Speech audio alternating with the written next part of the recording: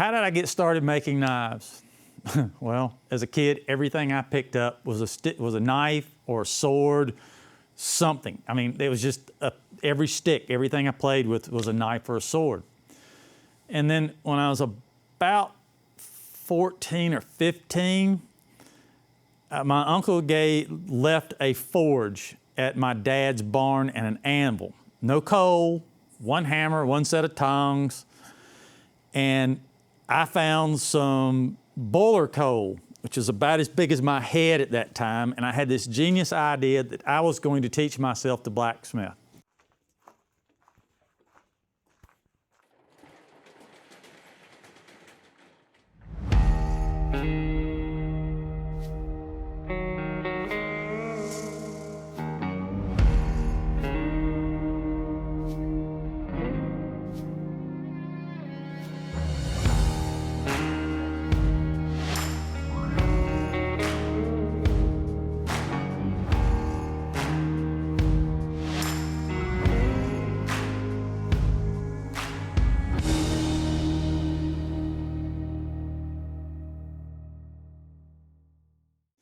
So I got the coal in the forge, figured out how to set it on fire, and then I tried to go to work on something.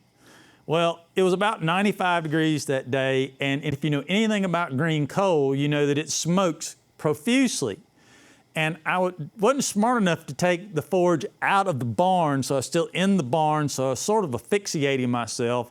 So I got this combination of sickness from the coal smoke and heat exhaustion, and my mom showed up just as I was about to pass out and carried me back home and put me in the shower and washed me off, cooled me down.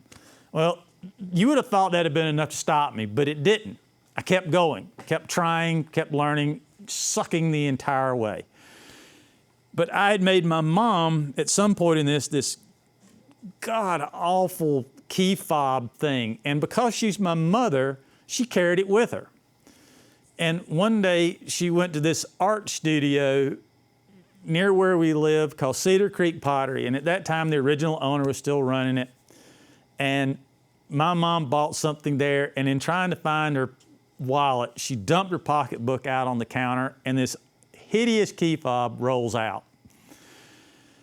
And she points at it proudly and says, "My son made that."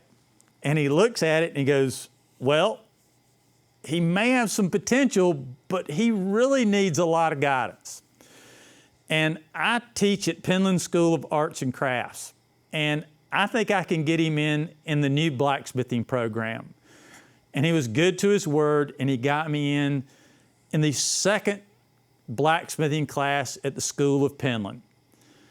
And if anybody knows anything about Penland now, it's a really big school, and it's a really big blacksmithing school with power hammers and cranes and gantries and presses and lots of forges and hammers and tongs like you've never seen.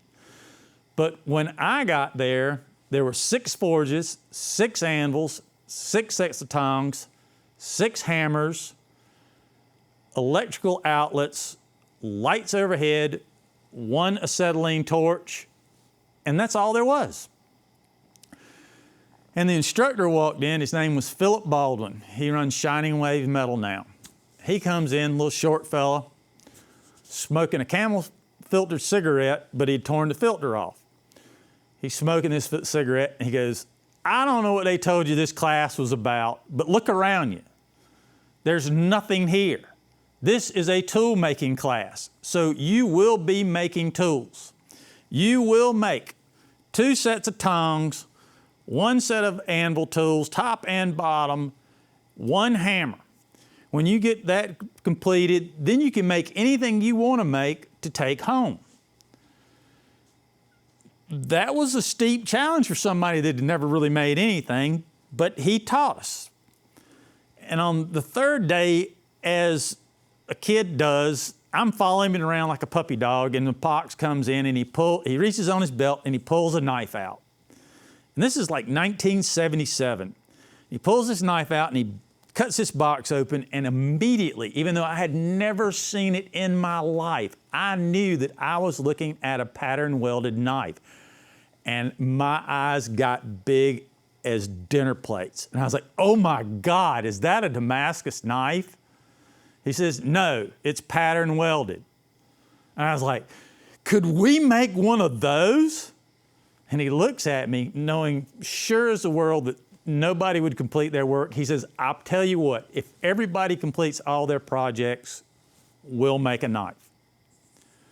Well, lo and behold, everybody completed their projects. And so, good to his word, we made a knife. Now, it couldn't just be a knife. He also hurt his back during the time, and for some reason I got assigned to follow him walking down this railroad track, and this old railroad track, and we found these wrought iron railroad spikes. I didn't even know they made them in wrought iron, but these wrought iron railroad spikes. We brought them back, and we made pattern welded steel with wrought iron and W2 tool steel. And then he forged welded them together and then created a parquet floor pattern mosaic. And we sand mined that single layer clad to a W2 cutting edge. And then he forged the most amazing mild steel, ergonomic, flowy handle I've ever seen. And we made this kind of Japanese-inspired vegetable knife.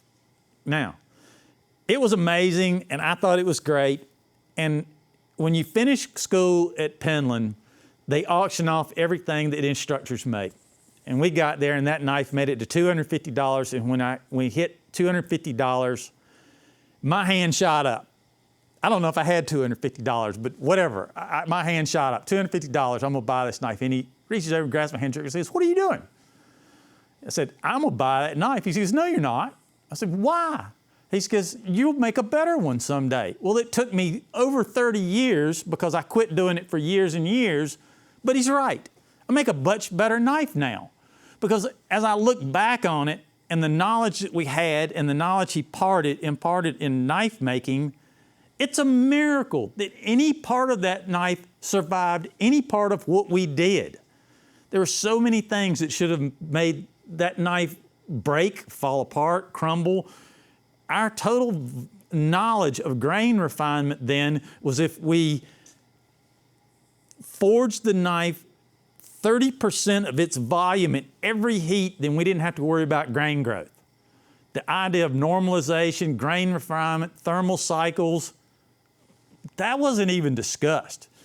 Heat treating was stick it in a coal forge. When it looks sort of red, jerk it out and stick it in cooking oil. And we had some things that came out. We all made hammers, and we have hammers that I kept up with people, and one person's hammer chipped, one person hammered mushroomed out. We had wild variations in heat treat. The fact that that knife would cut butter was amazing. But I was hooked. And from that point forward, I always wanted to make knives. And I came back and I failed several times. I just didn't get it right, couldn't figure it out. Then I had a son. I'm many years down the road now, 30 years down the road. I've got a son, Jacob, and Jacob says, I want to make a knife. And I was like, oh, yeah, I want to make a knife, but not bad enough to do it. So I bought him this book, The $50 Knife Shop. And I said, if you'll read this book and write a book report on it, we will build a grinder and we will make a knife. Well, stunningly to me, he actually read the book and actually did the book report. And so I was stuck. We had to make a grinder. So I found plans for something called a no-weld grinder, which we modified because I had junk steel laying beside the shop and I didn't have any parts that they had, but I had stuff that kind of looked like it, and I welded up a no-weld grinder. And we bought a wheel and we bought a couple belts, and Jacob and I made a knife. And he was done. He was cool. He'd made one. That was all he ever needed to do. And it was impressive. The blade was about this long. It was 1/8 of an inch thick. And he chopped down a 4-inch tree. And then he chopped it into pieces twice. And the little knife was still shaved hair. It was really impressive. Edge quenched. Didn't know what the heck we were doing. And like I said, Jake was kind of done. He was over it. But I was hooked. It rekindled the fire, my love of knife making. And I was like, man, I really want to keep doing this. And then my wife decides, well, what we need to do is post this on Facebook. I don't know why she decided to post it on Facebook. She posted it on Facebook. Somebody likes it. Next thing you knew, somebody wants a knife. I'm like, what are we going to do? She goes, you're going to make them the damn knife. So I made them a knife. And it starts out as a hobby, and we decided to name it Guinea Hog's Forge because rare and endangered hogs and rare and endangered lives, because we didn't think we'd make many, just a few. It's just a hobby. It was a joke. Well, it got out of hand. And here I sit now, a master smith that teaches knife making and makes knives occasionally. That's where it all comes from.